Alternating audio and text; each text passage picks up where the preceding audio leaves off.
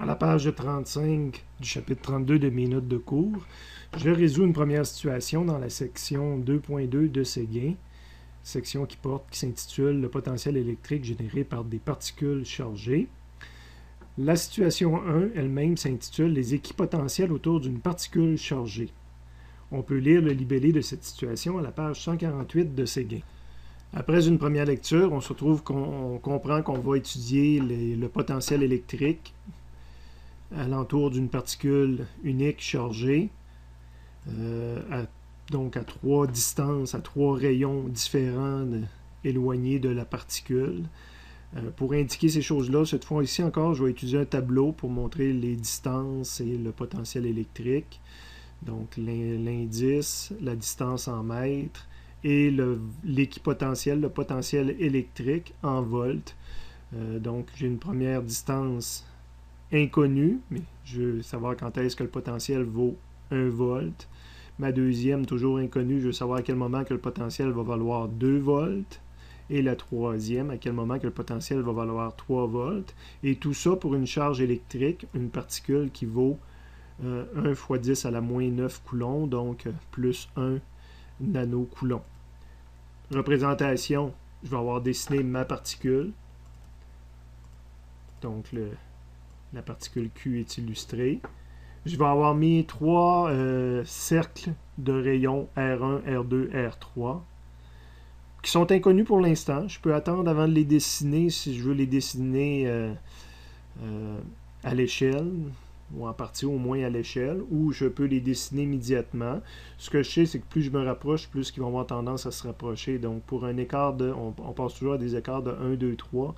Donc l'écart que j'ai pour me rendre à la première, ici il est mal dessiné d'ailleurs, je devrais avoir un écart plus petit pour me rendre à la première, plus grand pour celui-là, puis plus grand pour celui-là. On verra avec le dessin de Séguin, mais ça devrait ressembler à ça. Fait que mon premier voltage, oui, c'est vrai, à quel endroit que je vais avoir V3, qui est le plus haut voltage de la gang.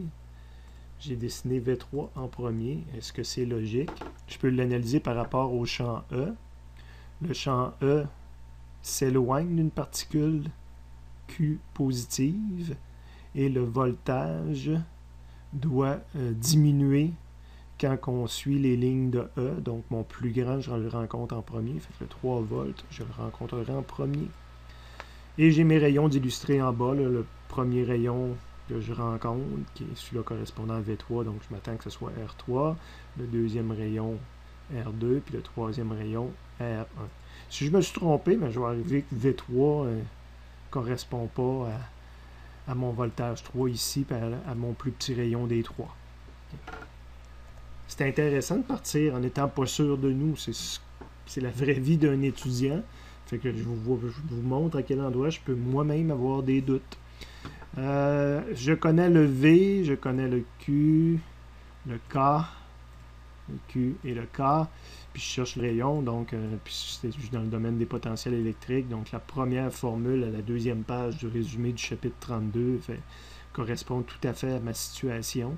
C'est celle que je vais amener dans ma solution. Donc je l'ai recopiée ici. Je l'adapte à mon problème, puis je l'adapte pour les trois situations en appelant tout simplement dire que je vais chercher VI est égal à K, ma charge elle s'appelle Q, fait que j'ai pas de problème. Divisé par le R, le R c'est mon rayon, je vais l'avoir à le faire 3 fois. Je vais isoler ma variable, donc RI, les 3 R que je cherche. Le R monte, le V descend, donc KQ divisé par VI.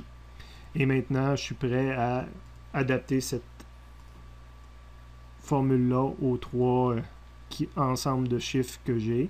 Donc pour R1, R1 va être égal à K fois Q divisé par 1. C'est à quel endroit que je vais avoir un voltage de 1. Et la réponse, c'est 9 mètres. Je fais le calcul pour R2, donc c'est la même chose, mais sauf que le R2, c'est quand j'ai un voltage de 2. Donc je mets 2, puis j'arrive à une réponse de 4,5. Donc c'est logique, le R1 était le plus grand, l'endroit où j'ai V1, c'était le plus éloigné. À 9 mètres, c'est là que j'ai le plus petit voltage. À 4,5 mètres, un peu plus rapproché, j'ai mon deuxième voltage, et le voltage grossit. Donc I pour R3. Tout ça divisé par 3, ça me donne 3 mètres. Finalement, je réalise que mon dessin était à l'échelle.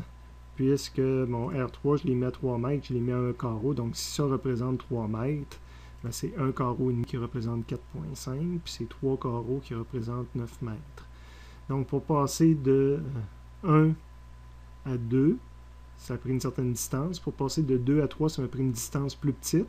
Ce qui est arrivé, c'est si j'aurais dessiné la prochaine, quand est-ce que j'ai un potentiel de 4 volts, le 4 aurait été encore plus rapproché du 3. Évidemment, il va finir par avoir une concentration de lignes que je ne verrais pas. Puis, il aurait fallu que j'en dessine une vers l'extérieur. Donc là, j'étais passé de 3, de 2 à 1, disons à 0,5. Mais là, ma ligne aurait été beaucoup plus loin pour 0,5. Il pourrait être intéressant à ce moment-ci de retourner quelques secondes à la page 148 de Séguin pour voir la représentation, la vue en perspective là, des mêmes lignes équipotentielles. On appelle ça des lignes équipotentielles, équi veut dire égal, donc des lignes qui possèdent tous le même potentiel. Fait qu'exemple, la ligne de V1 ici est toute au potentiel 1 volt. Et donc une équipotentielle.